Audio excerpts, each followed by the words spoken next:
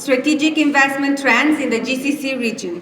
The Gulf has become one of the world's most dynamic hubs for investment, with opportunities spanning technology, infrastructure, sustainability, real estate, and beyond. This discussion will shine a light on the strategies, opportunities, and challenges that are shaping the future of investments in this region, and how visionaries like those with us today are navigating it. We are honored to have with us an exceptional panel of global leaders and experts who bring diverse perspectives and deep exchange. I would like to invite on stage Mr. Mohammed Rabi Hitani, Partner and General Manager at Keller Williams Prime. Then I would like, thank you so much, thank you. Then I would like to invite next to us on stage Mr. Shabir Momin, Managing Director and Founder of the New Media Holding. Our next panelist is Dr. Caroline Rubin, President of CMR Consulting. Followed by Mr. John Clayton, Execution Architect and Founder of E9 Mastery System. And Mr. Martin Manros, Founder and CEO of the Green Box.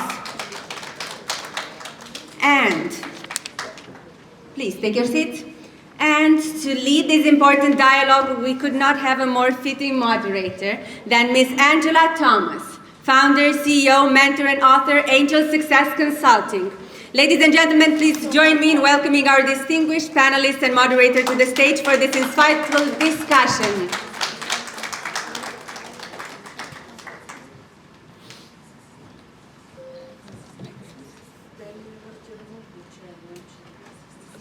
Good afternoon, everybody, and thank you, Monica, for this incredible job this whole morning and the whole time. You've been fantastic. A round of applause for Monica. She's doing a fantastic job.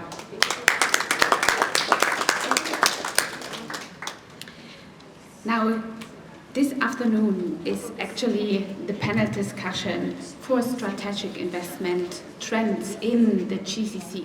And today we bring together exceptional leaders representing real estate, technology, healthcare, sustainability, and culture, each offering a unique perspective on how the Gulf region continues to shape the future of global investment. So, do we have... Yeah. Okay, I guess I should sit in the middle. I've not gotten an instruction, but it's not the problem. I will be actually here. I wanted to ask Mr. Mohammed. Mr. Mohammed is actually a real estate and investment executive with over 2 decades of experience across the MENA and Asia region. As a founder, consultant, and board advisor to international ventures, he specialized in cross-border growth, property, development, and strategy advisor, bringing deep insight into investment opportunities and market dynamic shaping in the GCC region. Along with Mr. Mohammed, we have Mr. Shabir.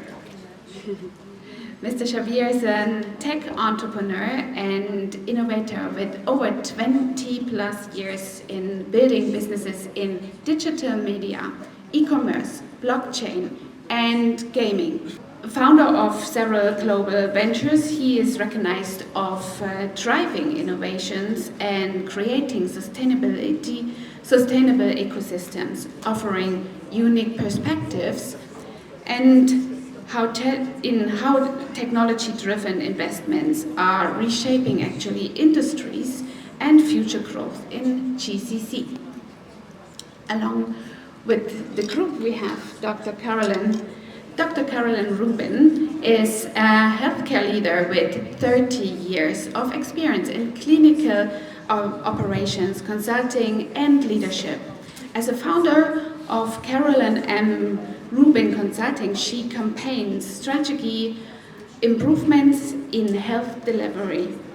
Her experience highlights actually investment and healthcare innovations, infrastructures, and leadership that can transform the GCC region into a global hub for medical experience. And alongside, we have Dr. John Clayton. Dr. John Clayton is an author and historian with expertise in environmental culture, and history. Bringing together a system with perspective and development, he connects actually culture and environment narratives with sustainable growth. His insights explore how strategy, investment in culture, heritage, and environment can complete economic diversification goals across the GCC region. And then we have Martin Malmros. Welcome, Martin. And Martin is a sustainable strategist and a CEO of the Green Box. With experience helping companies integrate environmental goals with growth, he focuses on a green investment and data-driven strategies. He offers valuable guidance on how sustainability and sustainable businesses models and ESG-driven investments are becoming central to the GCC long-term perspective. And now, I have my first question. I think it's better for me to sit along here. Otherwise, I'm always having the back towards you. So I think it's a bit more round here. Mohamed, I have a question here. How do you see actually the GCC region evolving as an investment destination in the coming years? Thank you, Angela, for the introduction. Good afternoon, ladies and gentlemen. I'm glad to be here among the esteemed panelists. So first of all, today the GCC has become a magnet for investments, and if I want to talk about real estate, we see that over the last 20 years, we saw that this part of the world, and especially the UAE, has been transformative in a way that today we have around, cities is built around people, and the more people come to cities, this means that more construction and more real estate needs to be built. And we have, in the UAE alone, we have around 1,200 people coming to Dubai every day as residents to live here. And if we take the vision that Dubai alone, that by 2040 the population will double. This means that with this evolvements that is happening, not only in real estate is driven by other technologies that are coming into this region. We see a lot of investments that are happening in different areas, in the digital transformation, the artificial intelligence, sustainability, and this is all is driving the economy. I mean that what we find in Dubai today are people from mostly all around the world, and it's a country where what's happening in it is that it is driving business in and out of United Arab Emirates. And if we look at Dubai 20 years ago, yesterday I was in the Business Bay. The Business Bay lands were launched maybe in 2004, 2005. No one believed that this could happen. They were selling, and at that time they were selling maybe the piece of land at 4 or 5 million, but look at what we are today. So we saw dreams coming into reality, and today what they are planning for the future is, I think, much more that's coming. And the economy has proven to be a sustainable economy, a resilient economy. If you look at the crises that happen over the world, the GCC has proven to be resilient to the changes that are happening. Thank you. Thank you so much. I have another question just in a minute. I wanted to first ask Dr. Carolyn Rubin, because I know you're coming from the US, right? And I'm very interested in what we can learn from each other, and on that, how can investment in healthcare innovate actually the transformation on leadership in the GCC region and in the global hub for excellence, because this is also something that we have to look into the real estate environment, building up those clinics, building up a hospital, and all of these things here. Sure. Thank you so much. Now we're on. Yeah. Thank you so much.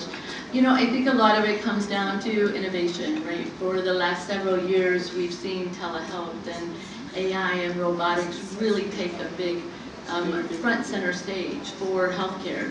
Now we have precision medicine, which is actually allowing us to take care of our patients better, to really be able to diagnose them in a better way. But not only that, it allows us to take care of those individuals who maybe can't get out of their house, who they're in a rural environment, or maybe they're homebound. And so through telehealth, we can actually take care of them. There's wearable devices to where we can monitor and manage their health. And I think that that really plays a big part.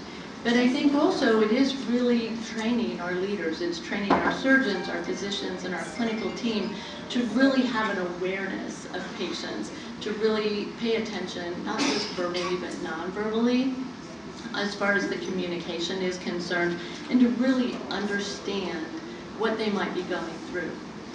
Today, we're building centers of excellence. We are focused on having healthcare for maternity and for pregnant mommies and babies, and to make sure that they have the best care, but also for our older population. And so I think all in all, it really comes down to just really taking that advancement and being able to pull it all together to where we do really pay attention to medicine holistically and worldwide. Yes, thank you very much, Dr. Carolyn. And you mentioned the aspect of technology. I think this is something that interests all of us. But that's why I wanted to ask Mr. Shabir. How important do you think innovations are in terms of technology that shapes actually investment opportunities in this region here? What is your opinion on that? I think it has become significantly fundamental now. I don't think there is anything that goes without a technology in today's time. If you look at whether it is medicine, like when Caroline was talking about healthcare and helping people who are homebound, we're actually building an exoskeleton which is under trial right now, which someone who's fully paralyzed can wear it. And it's basically a part of your body, a part of your bed, and it just wraps you in, and then you can instruct it to basically take you to the bathroom without needing any help. So there are a lot of technology innovations happening across the sector, whether it is oil and gas, whether it is transportation, or whether it is construction. And it also helps you because a lot of newer techs that are being built are also being built with green, with sustainability in the back of its mind. And that's going to change. And obviously the last 2 years you have seen the change that it has made because of AI. I think it's the fastest change the world, that the history of the world has seen. It will do 2 decades worth of change in less than 2 years. And it will become so different that you will not be able to recognize every 6 months how it's going to change. And that's changing across the sector. It's only going to become better, and it's going to become faster, and it's going to become extremely competitive. So people who are in the innovation space are also in the edge that if they don't innovate fast, they might not get the chance to innovate anymore. So that's how it's going. Yeah, that's a very good aspect actually. I was writing a book in the beginning of the year about AI. By the time I ended it, it was already too late to publish because it was outdated already. By the time you were ending, AI was writing the Exactly, exactly. So thank you for your insights. John, I wanted to ask you actually, what is about the healthcare we have here, the real estate and technology, what do you think when it comes to investment, the cultural aspect and the environment heritage is actually a strength in this region, but what does it make for the long-term development and what can be a goal for it? Well, I think the one thing what gets talked about a lot of the times, we've heard several words, legacy, we've heard systems, we've heard about, architecture. And I think what we've got to realise is society, whether it's one person, whether it's a family, whether it's an organisation or global, it's about how do we execute systems. And in healthcare, in IT, in technology, AI, it's developing fast. But what we have to do is we've got to realise that through being mindful of architecting and building a legacy, we have to implement change through transformation. And that transformation is arriving fast, it's quick. But what we have to do is learn and provide systems, and them systems can build. It can build societies, it can build organizations, and Dubai itself, wasn't just a vision, it was built on pure execution. And I think that's the way we have to do. And one thing I will also mention is the lifeblood. The lifeblood of society, and generally speaking, is through having a system so strong that when we execute successfully. Well, thank you for your insights, and I would like to know from Martin actually, ESG driven. Can you explain? Anybody knows what is ESG? Well, So Martin, please maybe outline actually what ESG in driven investments and how it will change the GCC in the prosperity aspect. so I think we reached a Can you point in closer? time now where sustainability is a must for our collective future. And if you take that into account when you do an investment, that means you have to cover your environmental, your social, and the governance impact of your investment. And I would also add that there's another transformation that's taking place, as we've heard here, with AI. So now you can do a lot more using methodologies of sustainability to drive ESG-driven investment with the help of AI. And the savings we normally have heard a lot about when it comes to AI is on human resources. But that's what we call our blue agents that work in an agentic system. But we also have the green agents. They are looking for the non-human savings from AI. So, of course, if you reduce stock holding with 20%, there's less waste, there's less energy used. And this builds into quite interesting concept. I just want to mention one briefly. We call it G3C.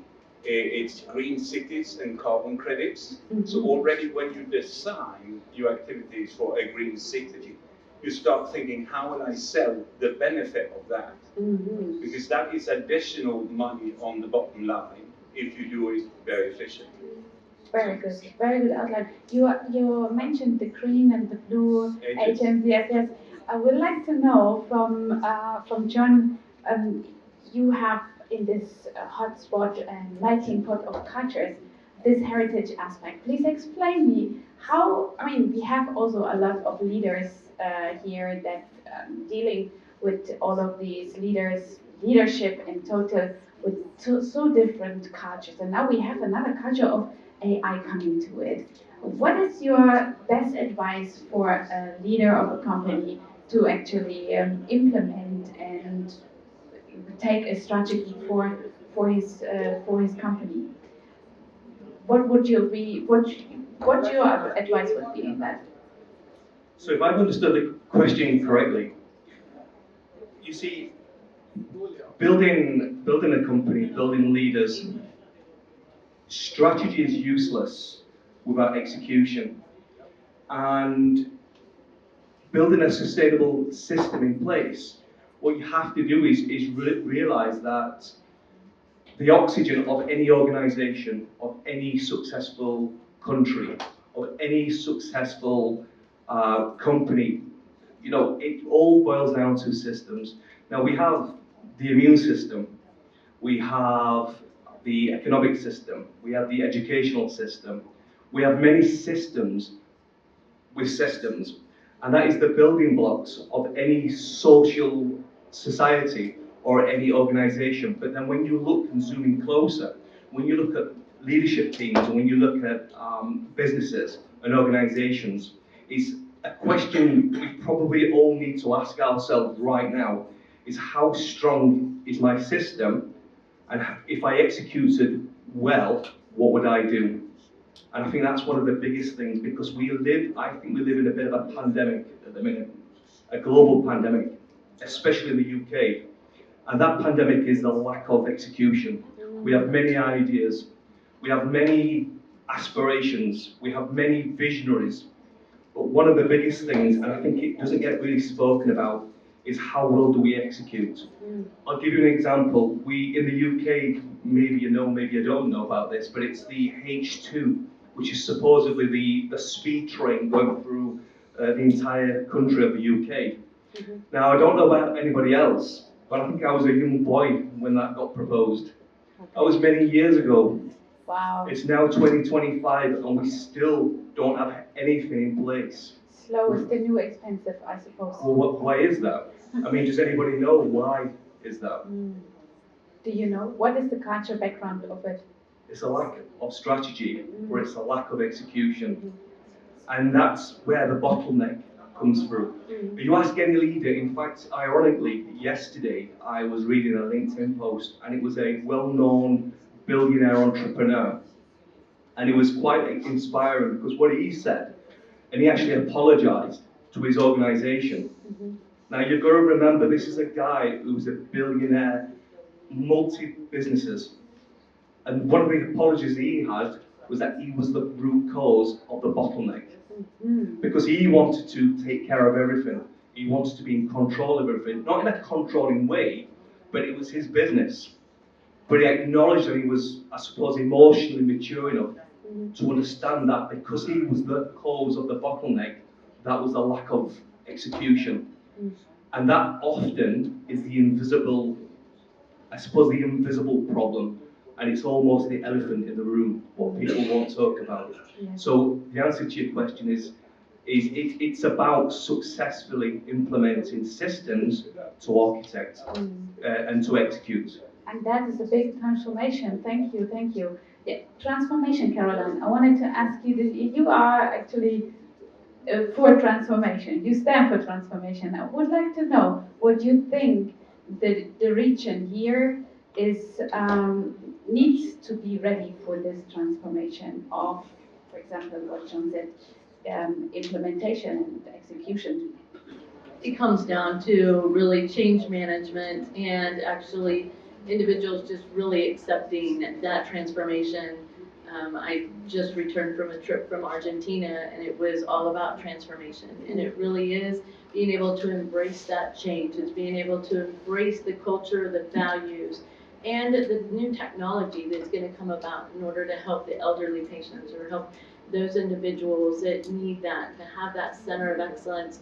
But to your point, strategy can come into a bottleneck if there's not enough individuals who are willing to embrace it. If they don't take that control, if they don't make the step to make that change, transformation is hard to happen. Yes. You have to be able to pull all the leaders together, and they all have to be willing to make that sacrifice. They have to be willing to be on that same page to say, yes, this is what we need to do for our country. This is what we need to do for our society, and they need to be able to move it forward. I think this transformation and development forward is such an important aspect as in this time of our life, because we can witness that the dinosaurs also didn't die because they were so adjustable, isn't it? So I would like to know, coming back to the technology part here, where do you see the next major tech-driven wave that we will have here in GCC? I think we are living it right now. Okay. I don't think we have to say Okay. we are living it. So, you see so many things today. I mean, imagine the Instagram post that I think most of you guys consume every day. They've suddenly become more glorified. They look better. They look more shiny. They're nice because most of it is AI.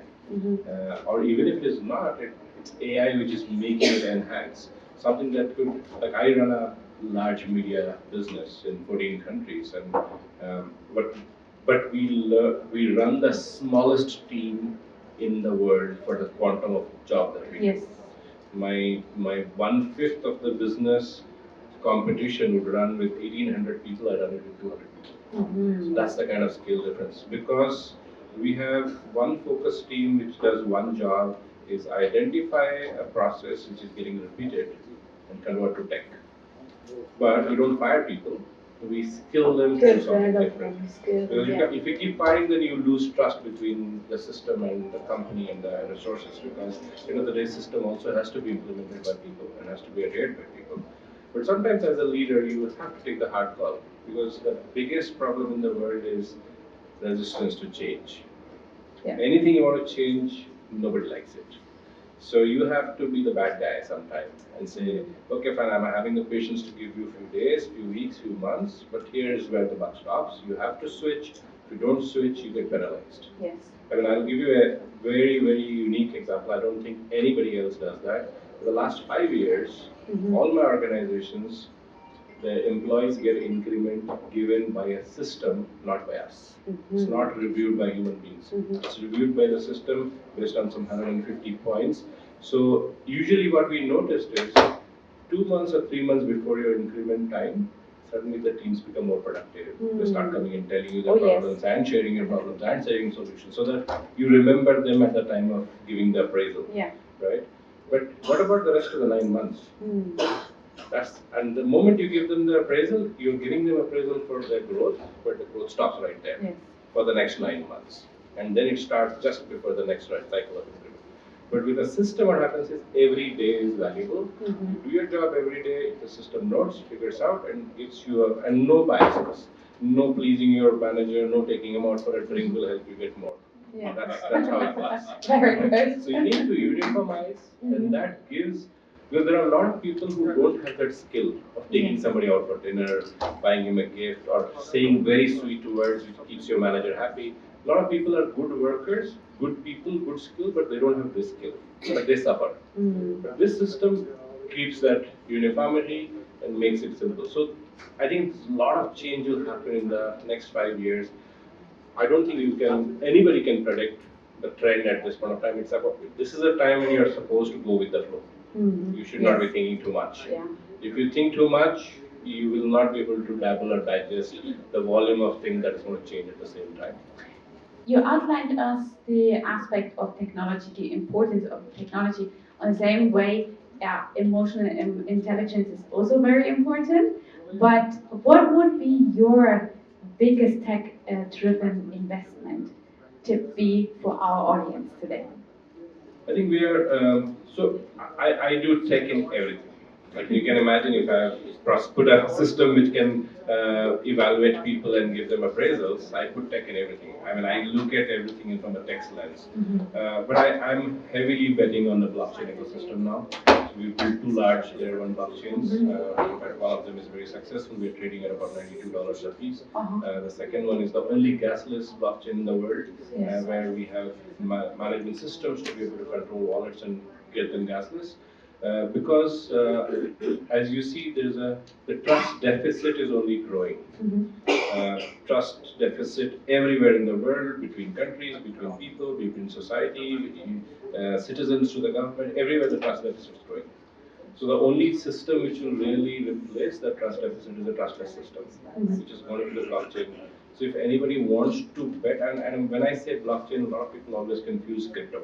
Crypto is the currency, blockchain is the technology. The technology, yeah. Bet on the technology. Don't start trading tomorrow in crypto. That's not the answer I'm giving. I'm saying bet on crypto. I hope you guys write this down. Because that's what is going to really change. Whatever business you're doing will evolve into becoming a blockchain version of it.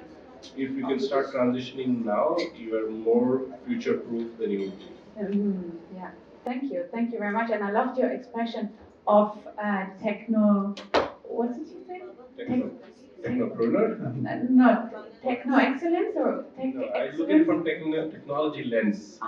Technology lens. I see I always make up some words. Then that would be a beautiful creation.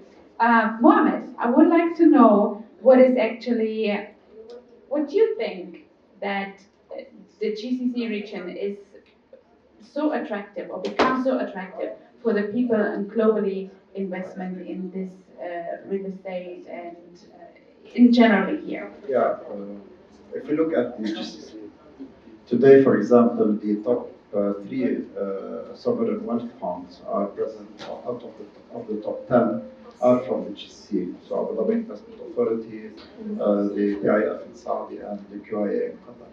On the other hand, also, in addition to this, we see that the GCC has a very young population. So 60% of the population is under the age of 35. This means that a lot of jobs are coming for these people, and the unemployment rate is very low.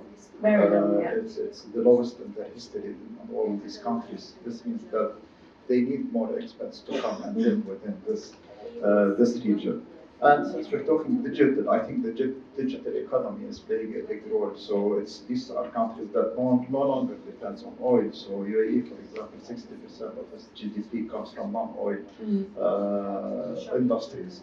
And the digital economy today is at 500 billion US dollars. So it's a big part of their GDP. So there are a lot of things that makes this the GCC and Dubai a magnet for international investors, especially that, again, if I want to talk a little bit in real estate, the branded residences, which is the luxury residence, 7% or 8% of the world branded residences are present in Dubai.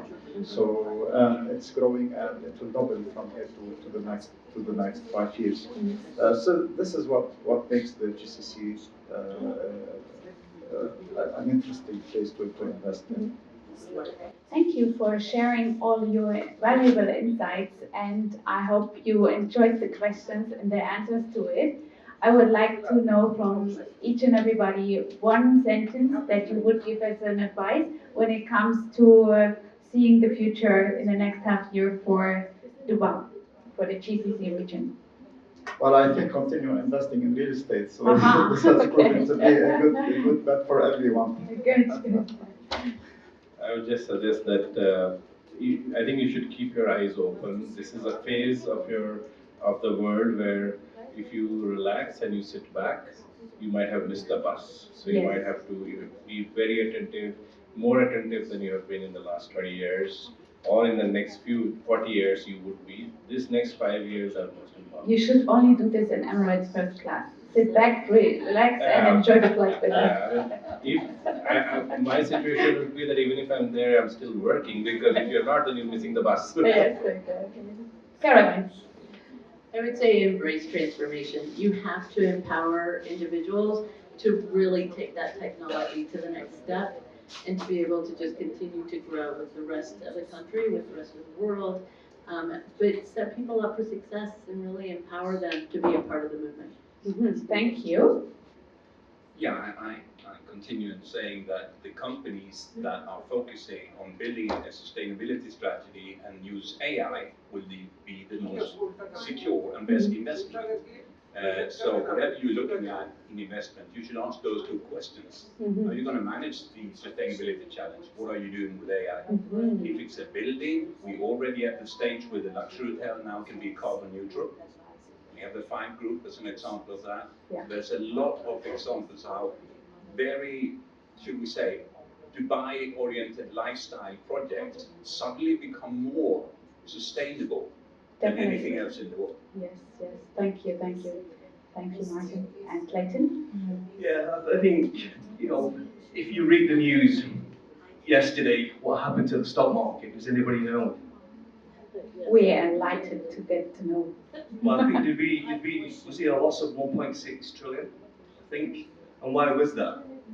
Well, that was a systems failure on a global level. So I think looking into the future, first of all, you've got to understand what a system is. A system isn't a strategy. You don't have a strategy if you haven't got a successful, impenetrable system in place. In this region, it's confidence. I think that's what it is. It's confidence, and confidence breeds confidence. We're all here probably because we know when we think about the United Arab Emirates, we're very confident of its growth and its sustainability. Capital flow will always run. We will pretty much never run out of money. But what we can lose very quickly overnight is confidence. And if we don't understand the system, and we don't understand that there's a system inside a system, and if we're not able to look at it from an above macro perspective, and then go down into a micro perspective, if we don't understand that, then that then loses that confidence. So understand the system, build the system, and then for that long-term sustainability, execute. That's what it is. It's about execution at the end of the day.